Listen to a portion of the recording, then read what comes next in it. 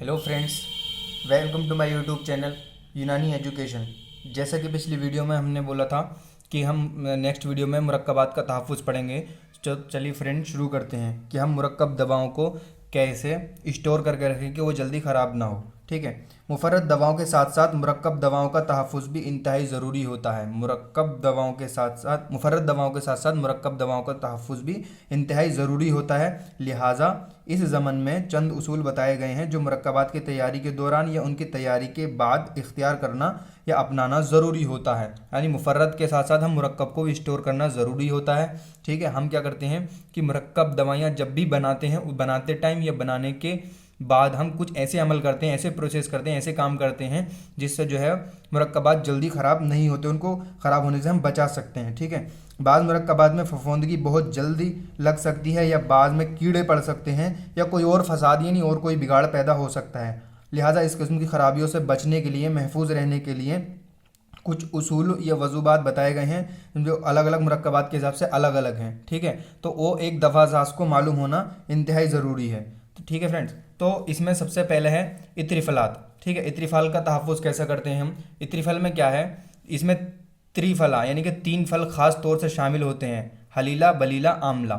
ठीक है, त्रिफला यानी हलीला त्रिफला शामिल होता है, इसलिए इसका नाम इत्रिफल रखा गया। और त्रिफला कौन से होते हैं? 3 फल, हलीला, बलीला, आमला। ठीक है, तो इसके अंदर हलीला, बलीला, आमला ख़ास तौर से शामिल होता है यानी कि त्रिफला। इसका पहला पॉइंट यही है कि इसमें जो है हलीला, बलीला, आमला यानी त्रिफला ख़ास तौर से शामिल होता है, इसलिए इसको गैर कलीदार बर्तन में नहीं रखते हैं। गैर कलीदार बर्तन यानी कि बिना पॉलिश किया हुआ धात का बर्तन यानी कि मेटल का बर्तन अगर हम लेंगे बिना पॉलिश किया हुआ, उसमें अगर हम रखेंगे तो हलीला, बलीला, आमला की वजह से क्या है, इत्रिफल जो है उसके साथ रिएक्शन कर लेता है, केमिकल रिएक्शन कर लेता है, जिसकी वजह से क्या है, उसकी रंगत स्याही माइल हो जाती है और वो ख़राब हो जाता है।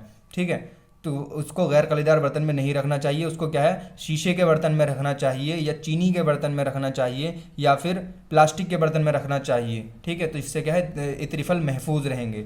दूसरा पॉइंट है, अगर इत्रिफल ज़्यादा दिन रखने के बाद खुश्क हो जाए तो हम उसके अंदर शक्कर या शहद का क़िवाम बनाकर हस्बे ज़रूरत शामिल करेंगे। ज़रूरत के हिसाब से, जितनी हमें ज़रूरत है उसके हिसाब से बनाकर हम शामिल करेंगे। ठीक है, ये इत्रिफल के 2 पॉइंट हो गए क्लियर। ठीक है, अब आते हैं खमीरा जात का तहफ़्फ़ुज़। खमीरा जात में क्या है, इसमें 4 पॉइंट हैं।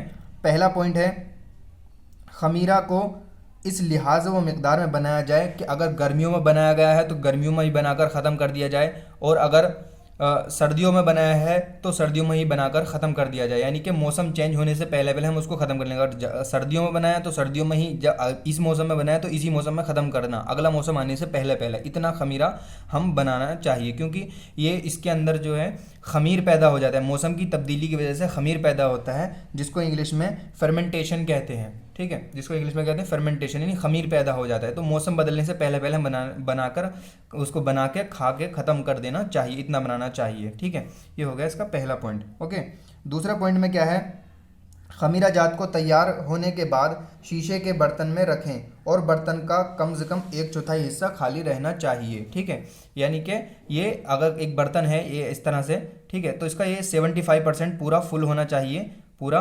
ठीक है, और ये 25% खाली रहना चाहिए, 25% खाली और 75% फुल होना चाहिए। ठीक है, तो ये खमीरे में हमें ध्यान रखना चाहिए। ठीक है, तीसरा पॉइंट इसमें है कि खमीरा जात निकालते वक्त क्या है, साफ़ और खुश्क शुदा चमचे का इस्तेमाल करना चाहिए। साफ़ और खुश्क शुदा चमचे का इस्तेमाल करना चाहिए हमको। ठीक है, तो उसके अंदर ध्यान रहे एक भी पानी की बूंद नहीं जानी चाहिए, एक बूंद भी। ठीक है, तो इससे जो है खमीरा ख़राब होने से बच जाता है। चौथा पॉइंट है, खमीरा जात और तमाम क़िवामी मुरक्कबात, खमीरा जात भी, जितने भी खमीरे हैं वो भी, और जितने भी क़िवामी मुरक्कबात हैं उनको ख़राब होने से बचाने के लिए उनकी तैयारी के दौरान ही उसमें मुख्तलिफ़ किस्म के तहफ़्फ़ुज़ात शामिल किए जाते हैं, यानी कि प्रिजर्वेटिव शामिल किए जाते हैं, जैसे सतलेमू, सतलोबान, यानी कि जिसको सोडियम बेंजोइड भी कहते हैं। बाज़ औक़ात मुफर्रद शक्ल में फिटकरी भी शामिल की जाती है। ठीक है, सतलेमू, सतलोबान क्या है वो हम आगे अगले लेक्चर्स में पढ़ेंगे, तो चैनल से जुड़े रहिए और चैनल को सब्सक्राइब कीजिए और वीडियो को अपने फ्रेंड्स के साथ शेयर कीजिए। ठीक है, तो ये हो गया खमीरा जात का तहफ़्फ़ुज़। ठीक है, अब आते हैं सफ़ूफ़ का तहफ़्फ़ुज़। सफ़ूफ़ का तहफ़्फ़ुज़ कैसा करते हैं? ठीक है, सफ़ूफ़ का तहफ़्फ़ुज़ करने के इसमें 3 पॉइंट है। ठीक, 3 पॉइंट में क्या है, अक्सर सफ़ूफ़ को सफ़ूफ़ की मुद्दत इस्तेमाल निस्बतन दूसरे दूसरे मुरक्कबात की कम होती है। ठीक है, यानी कि सफ़ूफ़ की मुद्दत कम होती है, ये 3 से 6 मंथ ही तक चलते हैं, इनकी एज ज़्यादा नहीं होती है, 3 से 6 मंथ के लगभग ही मानी गई है। ठीक है, तो इनको जो है इतना बनाया जाए कि 3-4 महीने में, 5 महीने या 6 महीने में ख़त्म कर लें खा के।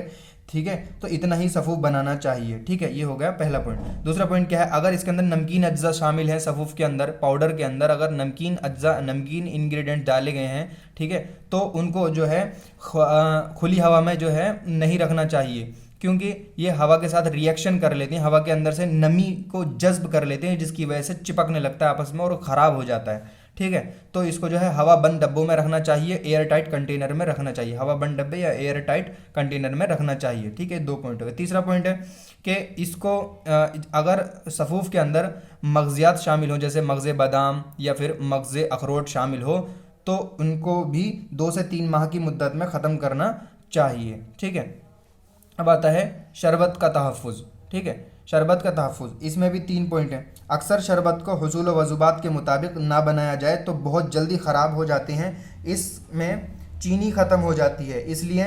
शरबतों को सही हालत में रखने के लिए कुछ चीज़ें आपको बताई जा रही हैं, जिसमें पहला पॉइंट है, शरबत को ख़राब होने और दाने पड़ने यानी ग्रेनुल्स से रोकने के लिए शक्कर के साथ सतलेमू मिलाकर क़िवाम बनाया जाए। शक्कर के साथ क्या है, सतलेमू मिलाकर क़िवाम बनाया जाए। जब क़िवाम दुरुस्त होने लगे तो नतरून मंजावी यानी सोडियम बेंजोइट थोड़े पानी में हल करके क़िवाम में शामिल करें। हम क्या क्या डालेंगे उसके अंदर, प्रिजर्वेटिव डालेंगे, तहफ़्फ़ुज़ात क्या, सतलेमू और सतलोबान। ठीक है, सतलेमू कब डालेंगे, सतलेमू मिलाकर क़िवाम बनाना चाहिए, उसके अंदर सतलेमू डालकर ही क़िवाम बनाएं। ठीक है, और जब क़िवाम दुरुस्त होने लगेगा तो हम सोडियम बेंजोइट यानी कि नतरून मंजावी का इजाफा कर देंगे, उसके अंदर डाल देंगे। ठीक है, पानी में हल करके क़िवाम में डाल देंगे। ठीक है, डालें, और जब क़िवाम बिल्कुल दुरुस्त हो जाएगा तो आग से उतारकर साफ़ कपड़े से छानकर एक बोतल में महफूज कर लेंगे। ठीक है, ये हो गया 1 पॉइंट इसका शरबत का। ठीक है, शरबत का 1 पॉइंट ये हो गया। दूसरा पॉइंट है, क़िवाम बनाते वक्त इस बात को खुसूसी ख्याल रखें कि क़िवाम पुख्ता हो जाए, वरना खाम किस्म के क़िवाम वाले शरबत बहुत जल्दी ख़राब हो जाते हैं। क़िवाम अगर दुरुस्त नहीं हुआ है शरबत का तो जल्दी से ख़राब हो जाते हैं, तो हमें इस बात का ध्यान रखना चाहिए कि क़िवाम हमारा पूरी तरह से अच्छी तरह से बना है कि नहीं बना है। ठीक है, तो खाम किस्म का क़िवाम हमें नहीं रखना है, क़िवाम को पूरा दुरुस्त तैयार कर लेना है। ठीक है, थर्ड पॉइंट है, जिन बोतलों या बर्तनों में शरबत रखा जाए वो बिल्कुल खुश्क होना चाहिए और बाहर की नमी वगैरह से ना पड़ने पाए, यानी बिल्कुल अंदर से पानी की एक बूंद भी नहीं हो, कुछ भी नहीं हो, वो एकदम ड्राई होना चाहिए और मॉइस्चर फ्री होने चाहिए। ठीक है, बोतलों में हमेशा ढक्कन लगा होना चाहिए, बिल्कुल वो खुले हुए नहीं होने चाहिए, उनमें हमेशा ढक्कन लगा होना चाहिए। ये हो गया शरबत का। ठीक है, अब आते हैं माजून। माजून में क्या करना चाहिए, माजून का तहफ़्फ़ुज़ क्या होता है। सबसे पहले माजून और उसके तमाम अक़साम जैसे जवारिशात, लबूब, इनका जो जवारिश हैं, लबूब हैं, माजून हैं, इनकी जितनी भी किस्में हैं, इन सबको जो है दवासाज कंपनियों को लाजमी तौर पर ये सब पॉइंट इख्तियार करने होते हैं। जैसे माजून का क़िवाम दुरुस्त बनाया जाए, पहला पॉइंट है माजून का क़िवाम दुरुस्त बनाया जाए, यानी क़िवाम की तैयारी के दौरान इस बात को ये बगौर देखा जाए कि माजून का क़िवाम शरबत से गलीज़ यानी 2 तार का बन चुका है, इसके बाद ही मुख्तलिफ़ दवाओं का सफ़ूफ़ शामिल किया जाना चाहिए। यानी कि ये देखना चाहिए कि उसका क़िवाम दुरुस्त बना कि नहीं बना, क्योंकि शरबत से माजून का क़िवाम गाढ़ा होता है, शरबत का क़िवाम जो होता है वो पतला रखा जाता है, थोड़ा 1 तार का बनता है, और माजून का क़िवाम 2 तार का यानी और ज़्यादा गाढ़ा बनता है। ये 1 तार 2 तार का क़िवाम क्या होता है ये भी हम अगले लेक्चर्स में पढ़ेंगे, आप बस चैनल से जुड़े रहिए। ठीक है, तो दूसरे दूसरे 2 तार का इसमें माजून में जो हम शामिल करते हैं, यानी शरबत से थोड़ा ज़्यादा गाढ़ा होता है। ठीक है, तो इसमें हम शामिल करते हैं। तो पहले हमने देख लेना चाहिए कि क़िवाम सही बना या नहीं बना, 2 तार का बना है कि नहीं बना है, तो अच्छे से रखना चाहिए। ठीक है, उसी के बाद हम उसके अंदर दवाओं का सफ़ूफ़ शामिल करेंगे। ठीक है, पहला पॉइंट हो गया। दूसरा पॉइंट क्या है, माजून की तैयारी के दौरान मुख्तलिफ़ किस्म के तहफ़्फ़ुज़ात यानी प्रिजर्वेटिव शामिल किए जाते हैं। ठीक है, किए जाना चाहिए, जैसे सतलेमू, सतलोबान यानी सोडियम बेंजोइट वगैरह। ये तहफ़्फ़ुज़ात यानी प्रिजर्वेटिव तैयार शुदा मुरक्कब को बैरूनी अवारिज़ात जैसे फंगस और कीड़े मकोड़े से महफूज रखते हैं, नतीजतन मुरक्कब ज़्यादा दिनों तक बेहतर और काबिल इस्तेमाल होता है। हम क्या करेंगे, प्रिजर्वेटिव शामिल करेंगे जब क़िवाम बन जाए उसके अंदर, तो बनते टाइम। ठीक है, माजून की तैयारी के दौरान हम प्रिजर्वेटिव डालेंगे, ठीक है, जैसे सतलेमू या सतलोबान, जिसको सोडियम बेंजोएट भी कहते हैं, ताकि वो फंगस या कीड़े मकोड़े से महफूज रहे, ठीक है, और इससे जो है ज़्यादा दिन तक चलता है। ओके, अब आता है तीसरा पॉइंट। तीसरा पॉइंट क्या है? तैयारशुदा माजून को चीनी या शीशे के मर्तबान में रखना चाहिए। किस में रखना चाहिए? थर्ड पॉइंट में क्या बात है कि हमको इसको तैयारशुदा माजून को या इसको किस में रखना चाहिए? शीशे के या चीनी के बर्तन में रखना चाहिए, ठीक है, जो बर्तन बिल्कुल खुश्क होना चाहिए, उसके अंदर एक भी पानी की बूंद ना हो। बाज़ औक़ात कलीदार बर्तन में भी रख सकते हैं माजून को। क्या है, हम बाज़ औक़ात कलई किया हुआ बर्तन यानी पॉलिश किया हुआ धात के बर्तन में भी हम रख सकते हैं कभी कभी, ठीक है। अब आता है अर्क़ियात का तहफ़्फ़ुज़। इसको समझ लेना अच्छे से, ठीक है, अर्क़ का बहुत ज़रूरी इंपॉर्टेंट है। अर्क़ में क्या है, अक्सर अर्क़ियात में तैयार होने के बाद जाला सा पड़ जाता है, ठीक है, अक्सर अर्क़ियात में क्या है, तैयार होने के बाद जाला सा पड़ जाता है, यानी अगर उनको देखा जाए तो उनमें बारीक रेशे नज़र आते हैं, ठीक है, ऐसा अर्क़ काबिल इस्तेमाल नहीं होता है। लिहाजा अर्क़ को ख़राबी से महफूज रखने के लिए उसकी तैयारी के दौरान चंद चीज़ें करना लाजमी होता है, ठीक है। अब जैसे जितना भी अर्क हमने तैयार किया, जैसे कि एक ये ऐसा एक बर्तन है, ठीक है, ऐसा, ओके। अब इसमें जितना भी अर्क हमने तैयार किया है, जितना भी अर्क इसके अंदर अर्क भरा हुआ है, ठीक है, जितना भी अर्क हमने तैयार किया है, इसमें से हम 100 ml निकाल लेंगे, इसमें से 100 ml, ठीक है, 100 ml अर्क इसमें से निकाल लेंगे हम 100 ml, ठीक है। इसको निकाल के एक अलग से बर्तन में लेके क्या करेंगे, उसको अलग से बर्तन में डाल के इसको जोश देंगे यानी कि पकाएंगे, और इसके अंदर जो है 3/4 ग्राम के हिसाब से सतलोबान इस्तेमाल डाल देंगे, ठीक है। सतलोबान डाल के इसको पकाएंगे और फिर वापस से इस 100 ml को फिर इसमें सारे अर्क के साथ मिलाकर शामिल कर देंगे, ठीक है। यानी कि एक इसमें जितना भी अर्क है उसमें से हमने 100 ml निकाला, निकालने के बाद इस जो अर्क हमने तैयार कर लिया, तैयार करने के बाद इसमें से 100 ml अर्क निकाला, निकाल के उसको अलग से एक बर्तन में डालेंगे, बर्तन में डाल के उसमें सतलोबान डाल देंगे 3/4, ठीक है, 3/4 सतलोबान डाल के उसको फिर से पकाएंगे, पका के फिर तैयार करके इसमें जितना भी अर्क हमारे पास पहले था उस सब में शामिल कर देंगे, ठीक है। तो इससे जो है अर्कियात महफूज हो जाएंगे, ठीक है, और साफ़ और शफाफ खुश्क बोतल में भरकर महफूज रखेंगे, ठीक है। ऐसा नहीं कि मॉइस्चर वाली या फिर पानी वाली बोतल में शामिल करेंगे, ऐसा नहीं करेंगे, ठीक है। ये सब है। अब आता है हबूब का तहफ़्फ़ुज़, ठीक है। हब यानी कि जो टैबलेट्स होती हैं, ठीक है, जो यूनानी की, हब यानी कि वो पिल्स, सॉरी, टैबलेट्स कोर्स को बोलते हैं, और पिल्स यानी कि हबूब, ठीक है। हब या गोलियां मुरक्कब, पहला पॉइंट इसमें है, पहला पॉइंट पढ़ने से पहले हम थोड़ा सा जान लेते हैं कि हब या गोलियां मुरक्कब की जामिद शक्ल होती हैं। जो मुरक्कब कंपाउंड ड्रग्स होती हैं उनकी जामिद शक्ल होती हैं, जामिद यानी कि सॉलिड शक्ल में होती है, ठीक है। लिहाजा इनकी हिफाजत के लिए कोई ख़ास अमल करना ज़रूरी नहीं है, लेकिन चंद किस्म के जुनूब ऐसे हैं जो जल्द ख़राब हो जाते हैं, ठीक है। कुछ चीज़ें ऐसी होती हैं इसमें जैसे जल्दी ख़राब हो जाती हैं, लिहाजा इनको ज़्यादा दिनों तक काबिल इस्तेमाल बनाने के लिए चंद चीज़ें आपको बताई जा रही हैं। वो ये हैं कि पहली चीज़ क्या है, गोलियों को अच्छी तरह से खुश्क कर लें। पहले क्या, हम गीली गोलियां बनाकर गीली नहीं डालेंगे, उनको अच्छी तरह से खुश्क कर लें, तभी हम उनको बोतल में डालेंगे, ठीक है, या किसी भी बर्तन में डालेंगे, ठीक है। उसके बाद क्या है, शीशे में रखेंगे। अगर गोलियां तैयार होने के बाद उनमें कुछ नमी बाकी हो और बर्तन में महफूज कर लें तो उसमें फंगस लगने का खतरा हो जाता है, ठीक है। अगर गोलियां गीली हैं, ठीक है, और उनमें थोड़ी सी नमी है, उनको अगर हम बोतल में डाल लेंगे तो क्या है, उनके अंदर फंगस पड़ जाता है कुछ दिनों बाद, ठीक है। लिहाजा तैयारशुदा हबूब को पहले अच्छी तरह से खुश्क कर लेंगे। उसके लिए साए में खुश्क करना बेहतर होता है, ऐसा नहीं है धूप में सुखाएंगे, उसको साए में खुश्क करना ज़्यादा बेहतर होता है, तो साए में खुश्क कर लेंगे। या जदीद आलात जो नए ज़माने में सुखाने के लिए चीज़ें इस्तेमाल की जा रही हैं उनका इस्तेमाल करें, जैसे ड्रायर या ओवन का इस्तेमाल करते हैं, ठीक है। इसके बाद ही शीशी में महफूज करेंगे, ठीक है। उसके बाद क्या है, शीशी में महफूज करेंगे। ये पहला पॉइंट हो गया कि दवा गोलियों को हम अच्छी तरह से सुखा के ही बोतल में शामिल करेंगे, बोतल में डालेंगे या बर्तन में रखेंगे, वो भी शीशे के बर्तन में, ठीक है।